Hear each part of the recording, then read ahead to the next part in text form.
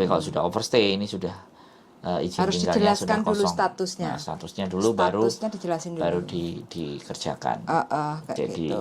seperti itu ya teman-teman. Kalau itu terjadi, ya ini saja presentasinya NGO tersebut, tapi oke. Nggak apa-apa. Nah, jadi itu teman-teman semuanya yang apabila terjadi jadi kehamilan yang tidak direncanakan, ini memang berat, tapi ini bagian dari permasalahan.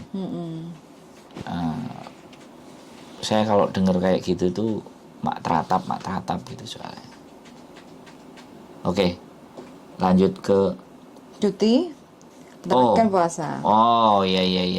Jadi yang ini tadi kan kalau terjadi di sini dan tidak ada pasangan resmi. Betul, Terlarang. terlarang. Ya, sekarang ini yang ada pasangan resminya. Yes. Yang ibaratnya dari cuti di Indonesia terus ternyata hamil. Balik ke